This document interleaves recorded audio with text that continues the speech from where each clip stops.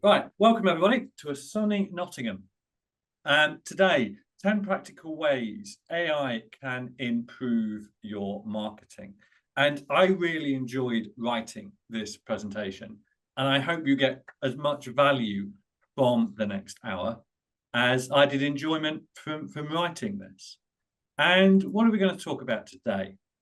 We're going to start talking about what AI actually is, because I'm really aware that we have very different levels of knowledge around AI within the group and the community that's online today. So we're going to start talking about what AI actually is.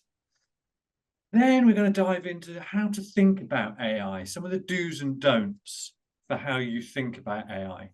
And then we'll get into 10 practical ways you can use it.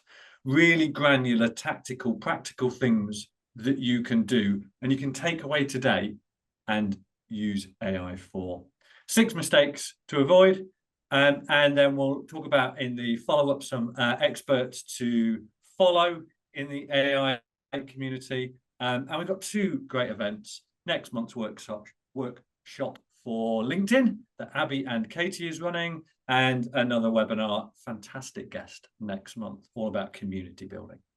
So, Dan, do you want to do your normal housekeeping slot, explaining how we do things around here? Yes, absolutely. So welcome to today's session. So what do we need to know? Well, firstly, I guess despite the subject of today's webinar, I am not an AI generated video. I'm a real boy, as Pinocchio would say. But then an AI video might say that. So who do we believe? Anyway, if this is your first Yardstick webinar, welcome to our famous safe space. We like to hold a very open forum with these sessions, so make sure you get involved. Your microphones and cameras aren't on, but you can still talk to us. So send us a comment in via the chat or use the Q&A box and have your say. So ask questions, tell us you agree, maybe share experiences of what has worked better for you. And of course, people who are, regulars to the Yardstick webinars know that this is the part where I really encourage people to challenge us. I really ramp people up and say, yeah, tell us we're wrong, tell us what you think works better. But the same does apply today, with the very small caveat that the landscape of AI is constantly and consistently evolving. So you might know of tools that we don't, and vice versa. So the key theme for today, let's all share what works and what doesn't. Yeah, let's all learn. And let me answer a question now that we often get. We absolutely are recording today's session, so a video will be sent out along with a summary of any links or resources mentioned. We have our very own Abby Robinson to thank for that, so a huge thank you to her as ever for working diligently behind the scenes. Now, enough of me, over to Phil. How can AI improve our marketing? Dan, thank you very much for that. So we're going to start with a poll. Now, if this works, I'm a bit nervous to press any buttons on Zoom today after what happened. But we're going to start with a poll, and that poll should have just launched. So can everyone go and vote in that poll, please? Because I really want to understand how the audience online right now feel about AI. So, very simple question. How do you feel about using AI in your marketing? Very comfortable, worried or anxious, or very worried or anxious? So, what have we got here? The votes are ever changing, but starting to balance out. Like 50% of people feel, 50% of people feel comfortable. Only 14% feel very comfortable, and 37% feel worried or anxious. So it'll be interesting to see how that changes over the course of this webinar. Because it means we've got just over 1/3 of people are worried or anxious. But good to see 2/3 feel pretty comfortable with AI in marketing. And I really do emphasize what Dan said about sharing with us today, because we're all in this journey together, learning how to use AI. And we're really open to public challenge, public disagreement, debate on this sort of stuff, because by doing that, we'll get better results for everybody. So I thought we'd start with a definition about what AI actually is. So I asked AI what AI is. A bit like pot will eat itself, really, isn't it? But so what do we got? AI in marketing refers to the use of machine learning, automation, and data-driven algorithms to create, optimize, and personalize content campaigns and client interactions more efficiently. A bit dull, really, isn't it? And doesn't actually mean a lot. Doesn't actually mean a lot. So if that's the theory, in practice, what are we talking about? Well, we're talking about applications like Otter, Claude, ChatGPT. Two things are similar, Claude and ChatGPT. Grammarly, Adobe Firefly, Notebook LM. Those sorts of applications are AI. But as Abby pointed out to me when I was writing this presentation, that there are other systems, things like SmarterQueue, things like Hootsuite, that whilst you wouldn't actually think of as AI, they do have AI functionality. So AI is everywhere. We have applications that we use, and then there is AI functionality in other types of software and other applications. So that's what I'm talking about today, those sorts of things. And when we're thinking about AI, first thing I would say is don't overthink it. I know people who are worried about going into ChatGPT because they don't know how to write a prompt. They overthink how to use it and just get scared and kind of run away. So don't overthink it. Don't be scared, don't be anxious, don't be worried about using AI in your marketing. But don't ever use the outputs unless you have checked and refined them. Don't take what AI gives you and use it blindly, because it will bite you on the bum. Do embrace it. Do use AI in your marketing and your wider business. Fact check everything. One of the things that I will always do when I'm using ChatGPT, I tend to use ChatGPT rather than Claude. It'd be interesting to hear from anybody who uses both as to the different experiences. But I will check everything. And one of the prompts I will give is list 10 things and give me the sources, because then I can go and check the sources out in the wider world. So important to do that. It's incredibly important to learn how to prompt effectively. I was listening to a webinar at the weekend. It was Joe Glover from the Marketing Meetup podcast. And he had Ross Simmons on there. Abby, perhaps we can look this up and put it in the, you're probably already doing it. He had Ross Simmons on there, two former guests on the Yardstick webinars. And Ross was talking a lot about how to prompt AI effectively. Really important that we learn how to do that. And in an ideal world, you are prompting AI in the same way you would delegate and explain things to a human being. So learn how to prompt effectively, and there's lots of different cheat sheets around on the internet to help learn how to prompt properly. Do dive in, experiment, and have fun. Do give it a go and see what it can do, because there are huge numbers of things that AI can do that you wouldn't necessarily think it can do. So dive in, have fun, and have a go. And then make it part of your everyday life. One of the things that I've done, I found I was forgetting when I could use certain AI, especially ChatGPT. So one of the things that I've done is I use Chrome as a browser, and I've set Chrome up so that as soon as I open Chrome, one of the URLs that it opens automatically is ChatGPT. I've got a bunch of other stuff as well. LinkedIn's on there, as you'd expect. But when I open Chrome, certain websites come up automatically, and that reduces the friction. It reminds me to use ChatGPT on a regular basis. So do make it part of your everyday working life, and use it as your partner, your assistant, your researcher.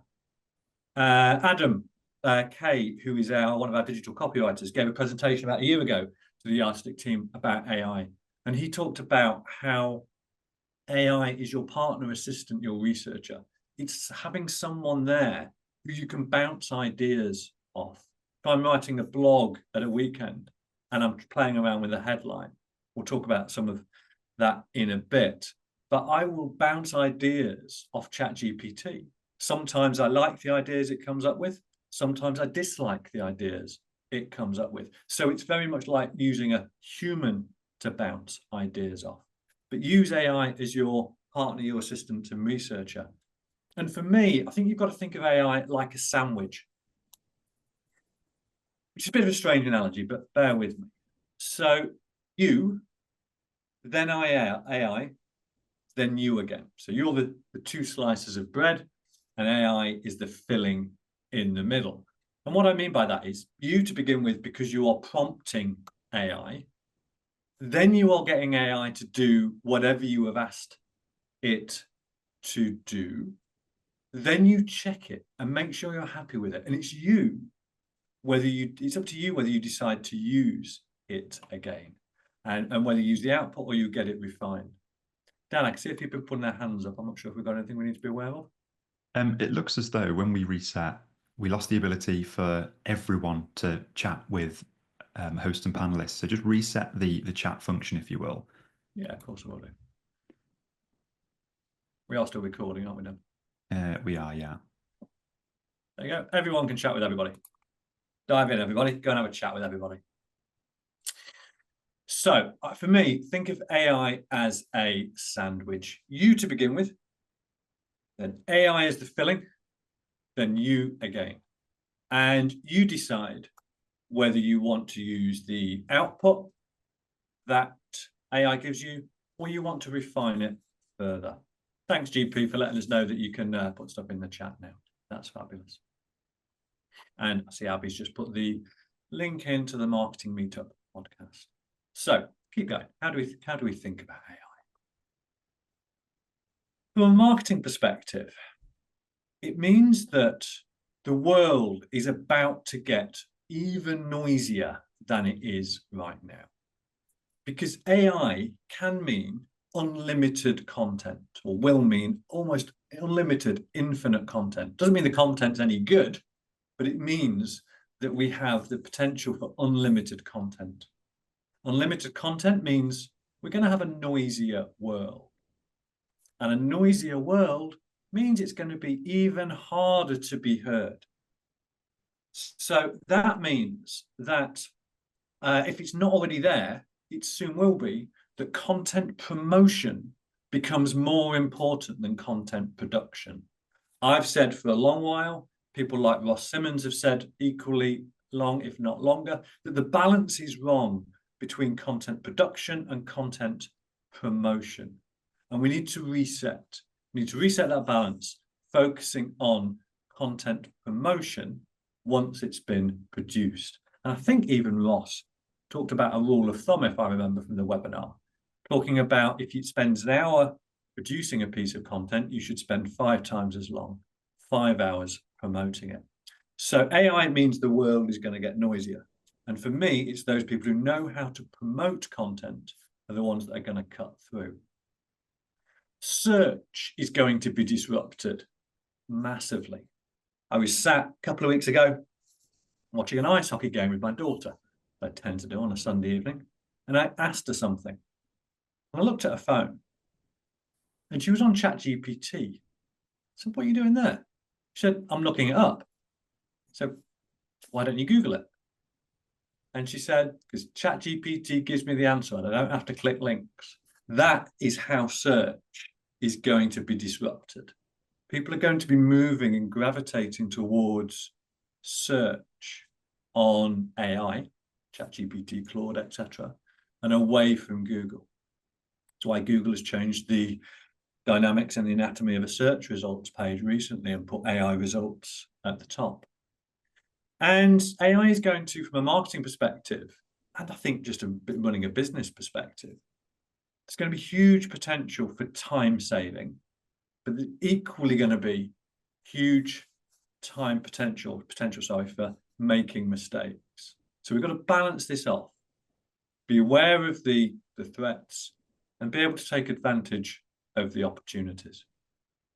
But from a marketing perspective, for me, AI is a massive benefit, providing that we understand the issues and address the issues that it's going to bring. Right, poll time number 2. Before we start getting into the practical ways you can use AI in your marketing. So I want to understand how often you use AI in your marketing. And we've already established what AI is. So let's see if we can sort this next poll out by me clicking that and clicking that. Look at that, it's just launched. So how often do you use AI in your marketing? Daily, weekly, monthly, almost never, or never? Wow, this is interesting. Right, I'll just give it a minute or two. Dan, have we got any questions or comments to deal with while this is being... Yeah, while people are filling this in, I'll read out Paul's comment from earlier. So Paul says, Perplexity is the best I've used so far. And this is when we were talking about ChatGPT and Claude. Uses a combination of the others and always gives a list of links for you to check the sources. Not always great ones, so I totally support the check your facts suggestion. Cheers, Paul. Cheers, Dan. Right, so how often do you use AI in your marketing? So we've got an almost equal split here. 21% of people, never. 21% of people, almost never. So 42% of people never or almost never use AI in your marketing. Let's see if we can change that a little bit. 18% use it monthly, 25% use it weekly. Only 14% of you people use AI daily in their marketing. That's really interesting. Really interesting. I thought that might have been a bit higher in terms of the frequency that AI is used. Right, let's see if we can change that. Let me end that poll. That, move on. Right, number 1, 10 practical ways that you can use AI in your marketing. Just remember as we're going through these, that these are recommendations based on our experience. Alternative platforms are available. So if I mention a platform, then there will be others that you can use. There are no affiliate deals in here. We don't have deals with these people that we're going to talk about in the presentation. It's just based on our experience that we use at Yardstick, we use individually, and our clients have used as well. As we're going through this, please do share your knowledge, as Paul has done, talking about Perplexity. So, number 1, improve your writing. So for me, when you're writing, there are 5 stages. Ideation, what are you writing about? Research, understanding the topic, looking at sources. The actual writing of the piece, whether it's a guide, a white paper, a blog, whatever it is, social posts. Editing, polishing it, knocking off the rough edges, and then proofreading, making sure there's no typos in there. And that's different to editing. So there are 5 stages to writing, whatever it is. And for me, ChatGPT can help with the ideation, can help with research. Remember to check sources and check what it gives you. And then things like Grammarly can help with the editing and the proofreading. Grammarly is a great tool. Others are available, but it does knock the edges off your writing. It does tighten things up. I don't always agree with everything it says. And if you try Grammarly and something else alongside it, they sometimes conflict and have different opinions. But if you want to improve your writing, ChatGPT, Claude are great for ideation and research. Grammarly is great for editing and proofreading. But they don't replace human input when it comes to ideas. Not got a copy of Marcus Sheridan's They Ask, You Answer, but it's still really important that during your day-to-day interactions with clients, that you are on the lookout for ideas for content. Doesn't replace a human writer effectively. You can currently spot content written by AI. We have had people apply for writing jobs at Yardstick and used AI to write their example pieces for us. I was having a conversation, it was quite a heated conversation, with somebody on LinkedIn relatively recently. They were quite negative about advisors and planners, and I felt as though I needed to wade in on your behalf. So I did, And the comments coming back were clearly written by AI. So I just gave up and moved on. There's no point trying to interact with somebody who's writing comments in AI. So for me, it doesn't replace a human writer and doesn't replace other little techniques. So for example, if you want to tighten your writing up, probably the best way of doing it is using the read aloud function on Word, because it reads the article back to you. It does what it says on the tin. It reads the article back to you, and it allows you to hear it how other people do. And it's a fabulous tool. If you take nothing else away from today's webinar, apart from using the read aloud function and getting your content read back to you, that should be it. Dan, I can see a couple of things coming in. Anything we need to deal with? Yeah, so a question in from Sarah who asks, do you use the paid versions of both ChatGPT and Grammarly? And what is the difference between free and paid? So ChatGPT, yes, I use paid for on both of those. ChatGPT for the first level up after free is $20 a month, and it's the best $20 that I spend every month. Just the additional functionality it gives me, it means it's always online. It means I can use other people's GPTs that have been built, and I'll give you an example of one of those in a minute. And it allows me to do a bunch of other stuff that I couldn't do on the free version. So for me, yeah, the free version of ChatGPT is good, but the paid for version is absolutely worth the $20 a month. I also use the paid for Grammarly subscription. Honestly, couldn't tell you how much that is, but maybe Abby can just Google Grammarly pricing and just stick it in the chat right now. But it's so little that I've forgotten about it. And again, it's all about the functionality that you get. Most of these platforms have got a freemium model, and then after that, you can then pay an upgrade. So yeah, I'm rambling now, Sarah, but yes, I would pay for those subscriptions. Dan, any other questions? And for anybody that's not monitoring the chat, Abby's put a great tip in there where if you're using AI tools like ChatGPT to improve your writing, you can actually feed your own writing into it that you're happy with, and then it can mirror your writing style. Of course, the finished version will still need touching up, but it does get you a little bit closer to that finish line. Great point. Okay. Next, number 2, improve your headlines and subject lines. We've all seen the David Ogilvy quote.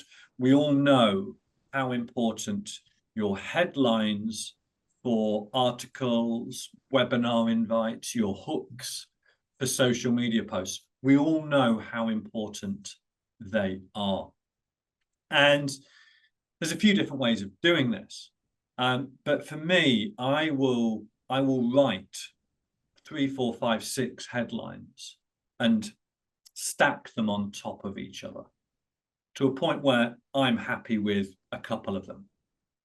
I will then feed those in to ChatGPT, and my prompt is something along the lines of, you are telling it who it is, talking about the audience, telling it what you want the subject line or headline to achieve, and then review the 2 that I've done, tell me which is better, and crucially, and why. Then it'll come back to me. I'll iterate from there. I'll probably try another couple of split tests to a point when I'm really happy with it. I'll then head over to something called Headline Studio. So when I'm writing headlines, subject lines, I use ChatGPT, myself, and Headline Studio. And Headline Studio scores headlines and tells you where they can be improved. Scores it out of 100 and tells you where it can be improved. Neither of those 2 things replace your gut feel, how you feel about a headline and how it will land, how you think it's going to land with your audience, or your sector knowledge. So it doesn't replace either of those two things. But a combination of ChatGPT, yourself, and Headline Studio can absolutely help improve your headline writing. Number 3, replying to reviews. So almost everybody on here might have heard me talk once or twice about the importance of Google or Vouch for reviews. I bang on about it all the time because it's really important.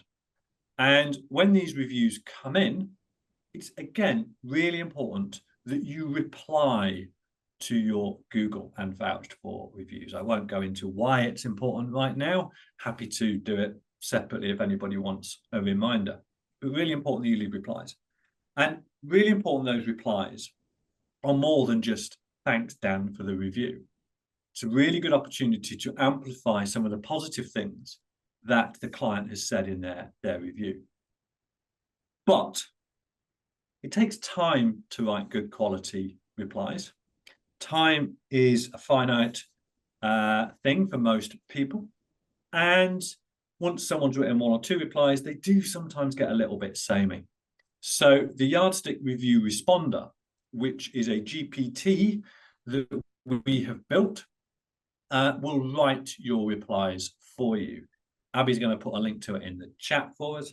And it's another good example for someone like Sarah of why the paid for subscription with ChatGPT is useful, because the Yardstick Review Responder is one of millions of custom GPTs that you can access for that $20 a month.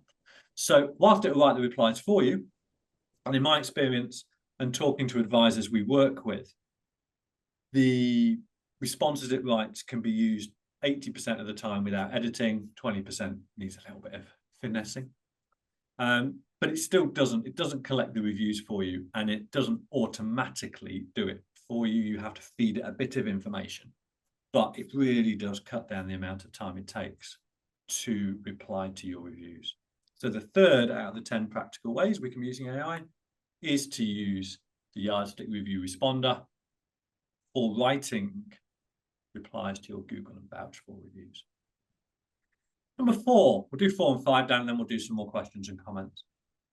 So build GPTs to save time for repeatable tasks. So for example, let's say if you're a Yardstick client, we will tell you each month what are the most popular articles that have been read in the newsletter, in your newsletter.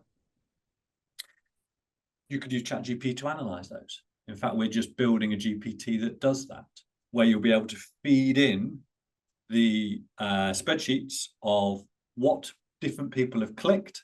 Let's say you've got 3 different spreadsheets from 3 different months worth of newsletters. You can then see what people have clicked. And that will give you bases for conversations with clients and prospects.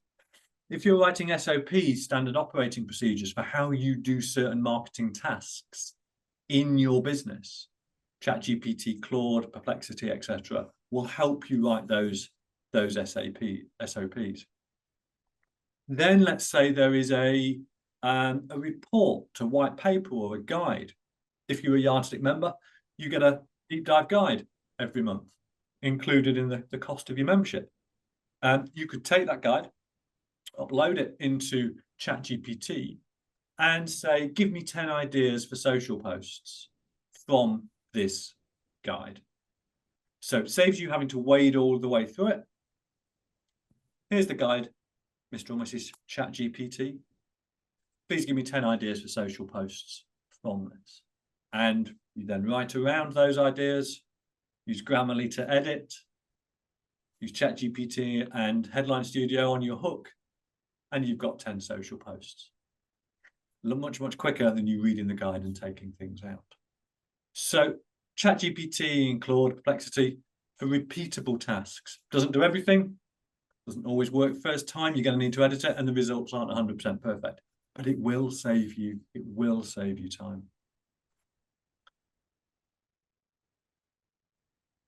Number 5, this is a big deal. So we're seeing more advisors run webinars. They're a great way of engaging with clients, prospects, professional connections.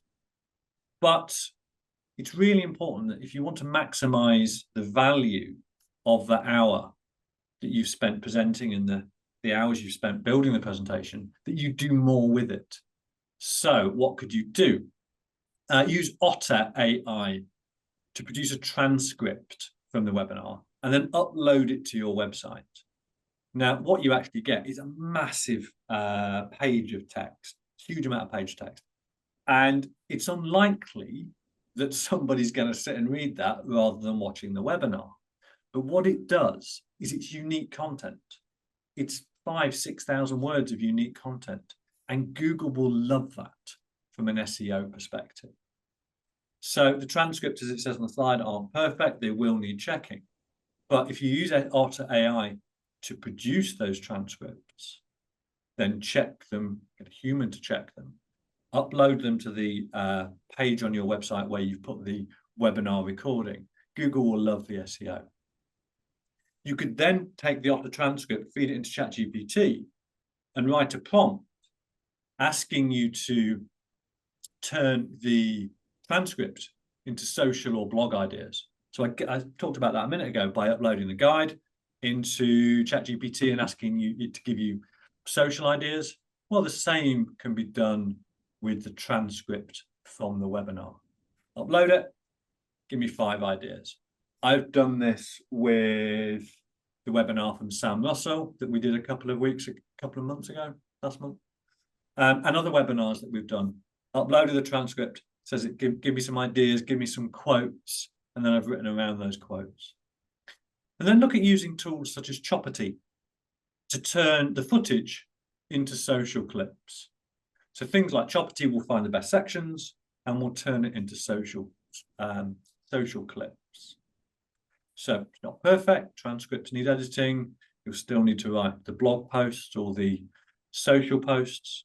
But 3 ideas there to turn the hour of the webinar and the time you spent preparing for it into something that has a much longer shelf life. Dan, how are we getting on with questions, comments? We've got a few comments. So Scott makes a really good point. So Scott says, Empowered Mortgages have an AI-powered marketing generation tool for advisors that I have played with before, and it works really well, as it's specific to financial services and will do things such as prompt when you may need to get something approved as a financial promotion, as well as being a lot less US-based in its output. So it's UK-centric, which is quite interesting. And obviously, a lot of the ChatGPT AI tools are mainly US-based as default. Sometimes you have to specify that you're in the UK, don't you?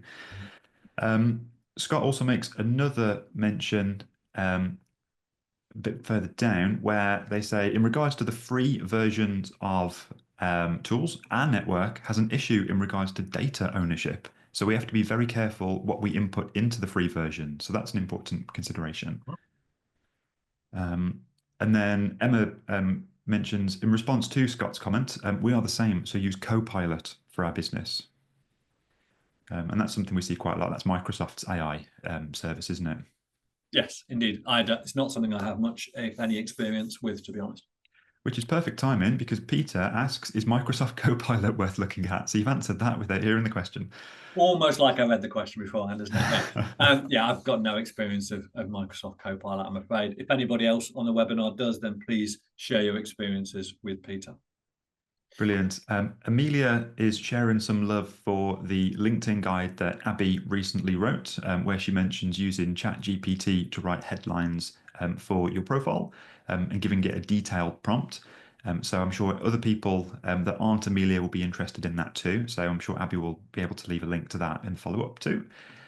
And then just going to one of our earlier questions from Julia that we can sweep up now.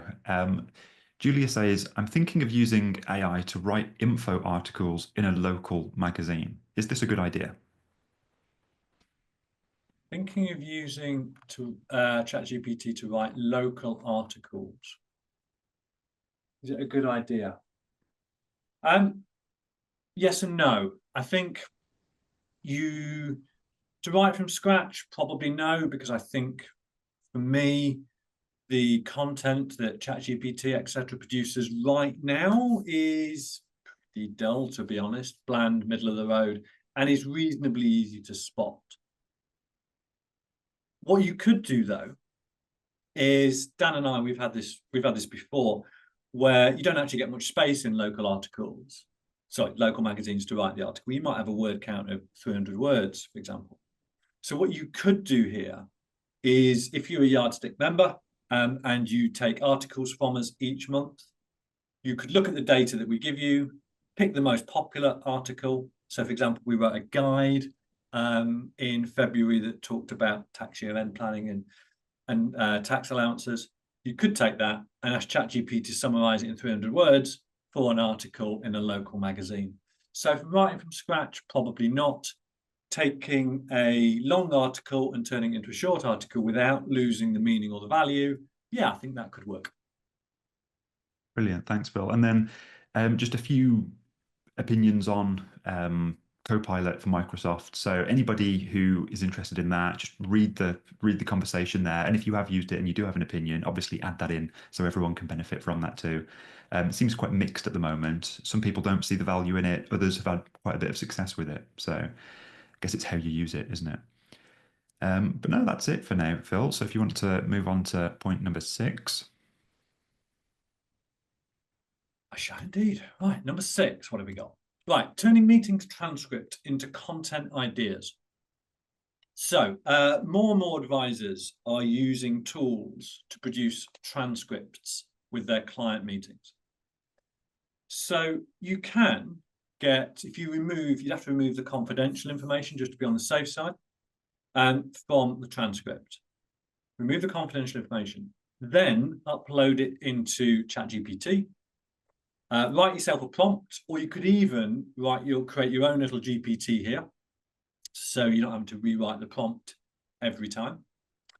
You upload the meeting transcript in there and ask it to produce content ideas, blog ideas, guide ideas, social media ideas from the transcript to use with a wider audience. Naturally, it's not going to write the blogs and social posts for you in an engaging way as much as a human could do. But that might help you take a long transcript from an hour's meeting and just pull out the nuggets that could make good guides, blogs, and social posts. Just be careful with confidential information. Take that out before you ask it to analyze it. Number 7, I love this. Still playing around with this, not launched it yet, but turn your written content into audio. A couple of ways of doing this. So Notebook LM. If you give it some of your written content, it will turn it into a podcast style piece of content for you. Go and play with it. It's just mind blowing.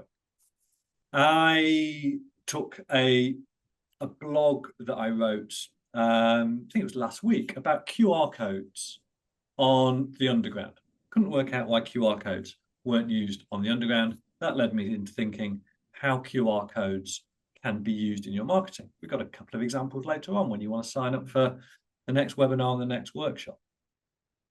So I uploaded the blog, turned it into a PDF, uploaded it to Notebook LM, and it turned into an 8-minute podcast of 2 people essentially debating my blog. I've tried it with my week's worth of LinkedIn posts. I've tried it with a series of posts we did around advisor fees and how they charge, and it's really good. You've got American accents, which grates a little bit sometimes, but you could use something like 11 Labs to turn the American accents into British accents. But it turns out really good quality podcast. Go and try it. It's absolutely mind-blowing. I've not started playing with the paid for version with that, but I absolutely think Notebook LM is worth looking at if you want to turn your written content into podcast style content. Jellypod does something similar, but with your own voice. I've not been overly keen on what I've heard from Jellypod. I prefer the Notebook LM, but go and play with them both. Doesn't replace human podcasting, and it isn't perfect. It's bloody good. Yeah, go and have a try and give it a go. Number 8, analyze open-ended client feedback questions. That's a mouthful, isn't it? So if you are on this call and Yardstick, we've run client surveys for you. We will ask questions in the client survey about, for example, what's the best thing about working with a firm? If you were in charge of the firm for a day, what would you change? Analysing those open answers, those free type answers, isn't always the easiest thing in the world to do. So you could use ChatGPT, Claude, etc., to analyse those responses for you. Upload the information and ask it to show you trends, things that are coming out on a regular basis. And it's, again, really, really good. Yardstick, we did a team survey at the end of last year. There's 48 of us, lots of open-ended questions. We ran the analysis through ChatGPT, and it saved a lot of time. Clearly, it's not going to run the surveys for you or collect the data, but it will help you analyze it. Then, turning guides and white papers into social ideas. I've already touched on this a bit, but if you buy a guide from somewhere, Yardstick membership, you could write a prompt asking it to turn the guide into 10 ideas for social media posts. Really, really easy to do. It's, again, not going to necessarily write the post for you, certainly not going to format them and schedule them for you, but it will give you the ideas. And it can turn a piece of content into a series of social posts. So you're repurposing your content. And we talked about producing content, we talked about promoting content, we need to talk about repurposing content as well. So you squeeze as much value as possible out of every piece of content that you pay for or produce yourself. As I say, it won't write the post for you, it won't format and schedule them, but it will give you the ideas. And number 10, then we'll do some more questions, then we'll do some mistakes. Creating video content at scale. So HeyGen is a game changer for this. I don't know if anybody's used HeyGen, but it's a fabulous way of creating video content at scale. Dan and you and I were having this conversation with our video team yesterday, where we have a client who wants to deliver an update to all their clients about the business, things that are going on, good stuff, people joining, awards, that sort of thing. And we want to really try and personalize it. So this firm, the advisor's got about 100 clients. He could go and record 100 videos, personalizing each one. Not necessarily the best use of time, probably would never get done, especially when the script, 95% of it is the same. So using something like HeyGen, we can do the 95% and we can do the personalization by taking snippets of him, using those snippets and AI to produce really high quality videos, and then we send them out. So something like HeyGen for creating video content at scale is great for things like business updates, updates when markets are volatile, getting it out really quite quickly. So I'd encourage you to do that. It doesn't write the scripts for you. ChatGPT will help there. And it doesn't distribute the content. We've talked earlier about content production and content promotion. It's not going to promote and distribute the content for you, but it will help you produce video at scale. So there are 10 ways that you can use AI practically, tactically in your marketing. Hopefully, there's some nuggets there that you can take away and start using. We'll do 6 mistakes to avoid when you start using them in a minute. But Dan, what are the questions and comments? So a bit of activity in the chat. So a lot of it mirrors the idea of using AI as a tool rather than a replacement for a person writing. So Jill mentions they use ChatGPT/Copilot to create the first draft of articles. Very good for info gathering, obviously all reviewed and personal advice added, but it's a great starting point. And that's the key, isn't it? It's a starting point. Then Anna asks an interesting question around whether the ChatGPT paid version is confidential. And Abby's mentioned that, unfortunately, no, it's not. So the paid versions don't guarantee any additional privacy compared to the free plans. And then Daniel asks, if I use ChatGPT for content, are there any issues around ownership of the content created? And that one's aimed at Abby from a LinkedIn point of view, I believe. You want to take that, Abby, or do you want me to take that? I'll defer to you, Phil, since I answered one before. So I think copyright law is still something, and copyright and ownership is still something that's playing out on in the AI space. My view, personal view only, is if you use the writing that ChatGPT gives you and then change it as you absolutely should, you're going to change it into something that is unique to you. So I don't see any issues there. Then Dan, we've got one more from Jill. Yes. So Jill mentions that their understanding is that Copilot can sit behind your company's firewall, so the confidentiality is maintained there.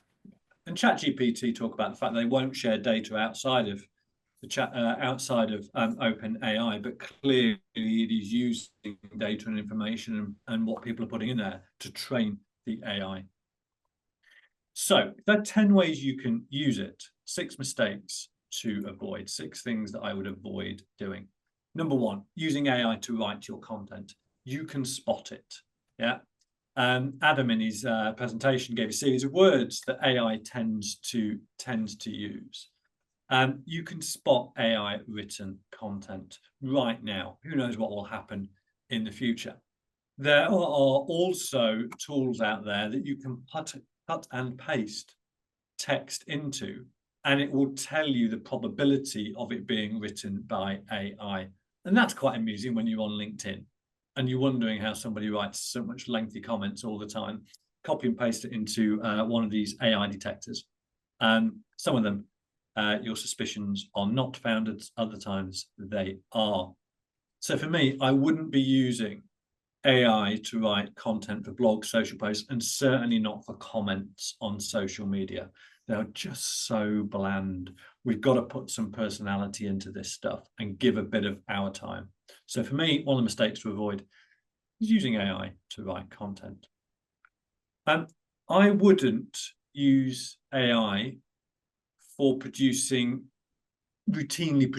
images. I think most of the images that AI produces are really poor quality. We've all seen the images on LinkedIn of people with 6 fingers or misspellings on the images. And for me, it just reduces the credibility of both the post and the author. They are also all over the place. So they don't stop the scroll. We talk a lot of Yardstick about using images and media on social media that stops the scroll. So images, video that stop somebody scrolling down, causes them to pause and read the post. Now, AI images right now, most of them look the same. They're derivatives of each other. And that doesn't stop the scroll. So for me, just be really careful with the imagery the AI gives you, because it could damage brands and the credibility of the author and the actual post itself. Dan, anything come in? I can see a couple of things there. Anything come in so far on that? Yeah, we're always getting comments. So Naz mentions there seems to be ways to detect that content is AI written, even if there is human interaction before posting. How does everyone feel about the impression it creates about you/your company in terms of not having created original human written content, especially when it comes to opinion pieces or blogs? Is there some form of skepticism about the content almost being plagiarized? Yeah, I can absolutely see how that would, especially on a thought leadership piece, yeah, where someone's trying to give what they can. Yeah. Yeah, I would 100% agree with that. Brilliant. Paul mentions suspicions not founded here, Phil, but I know who does use it to write their long posts and comments. So I feel that most people have suspicions around certain accounts that they see.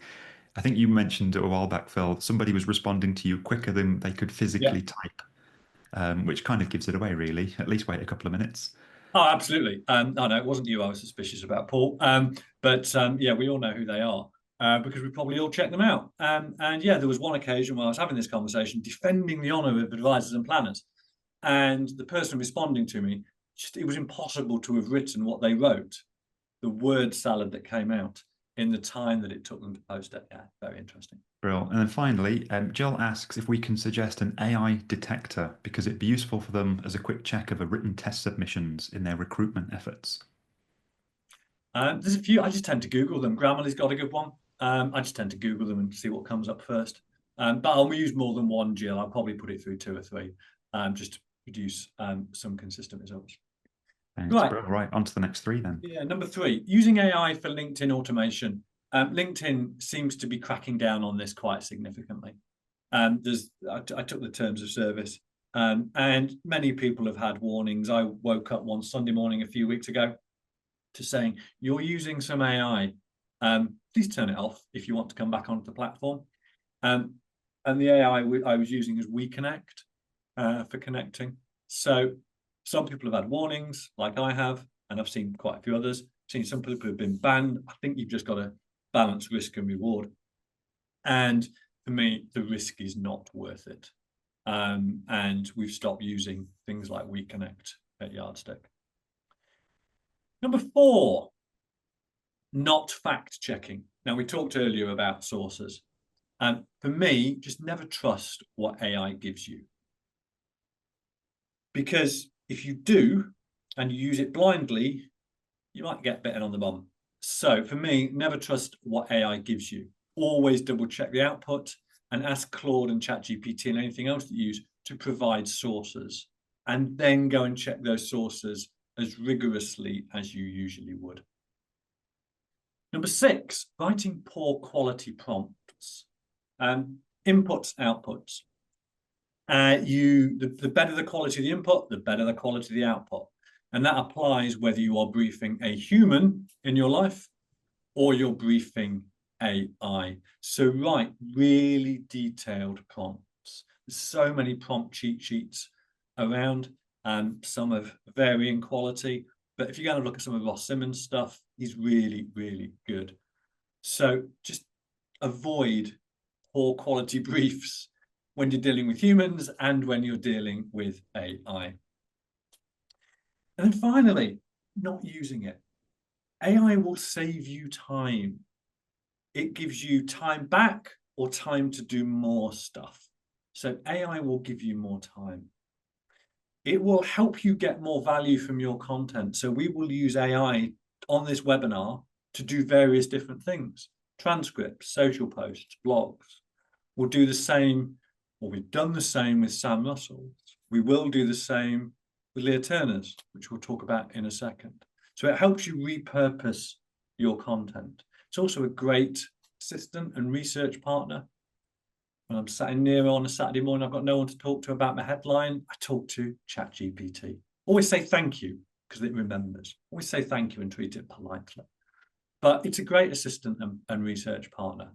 And it's a lot of fun as well. There's all sorts of things you can do that are really, really cool.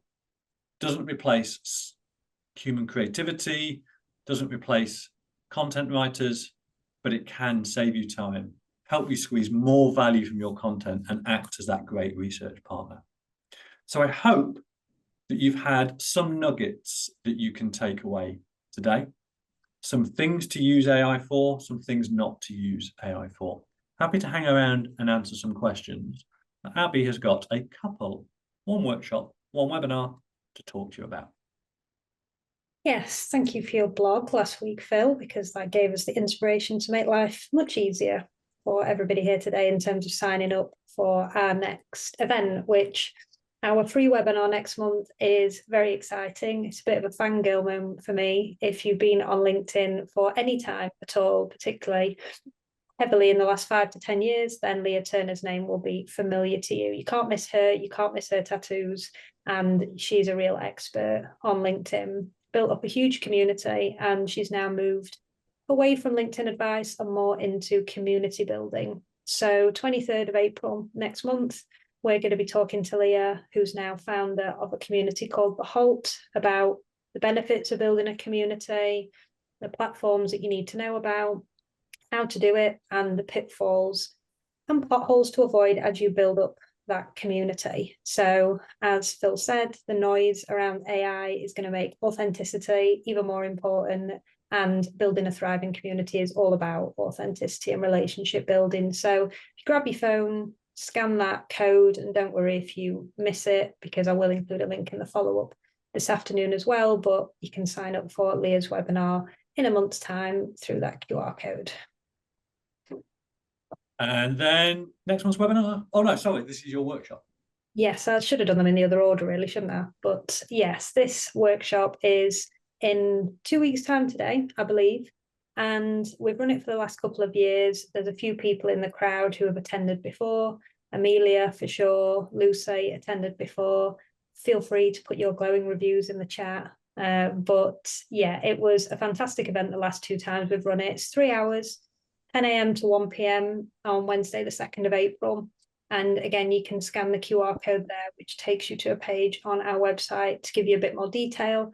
But myself and Katie, who's our head of social media, will be covering off the 4 key things you need to do to use LinkedIn effectively, from setting up an effective profile to writing engaging posts, using AI in the right way, sending connection requests, and engaging with others in your wider network, and how to really make sure that you're using LinkedIn in an effective way to grow your business. So it's £95 plus VAT, so 114 per place. And if you scan that code, you can go and have a look. And if you like the sound of it, you can sign up through our website and just drop me an email if you've got any questions about it. And thank you, because I believe Amelia has put a message in the chat, and that's very kind. Thank you, Abby. Right, happy to stick around and answer any questions anybody's got. If anybody on this webinar is at the Professional Advisor Awards tonight, I'll be there. Come and say hello. We'll be on a table at the back somewhere, I'm sure. But come and say hello. Otherwise, Dan, what have we got just to finish off? Okay, so we've got a lot of love for Abby's workshop. So David put something through in the question and answer box saying that they did it 2 years ago and learnt loads. Lucy's just mentioned that it was a great workshop to give the foundations on LinkedIn and smooth out any rough edges. So well worth the small investment of money and time for the benefit. So thanks for that, Lucy. And then, so we've got a few things in. So Anna makes an interesting point. Anna says, is it only me thinking of AI always as female? I suspect well, I won't say their names, but Amazon's voice-activated assistant and Apple's voice-activated assistant, their default voices are female. So maybe there's something there. Don't want to set 100 devices off, so I won't say the words.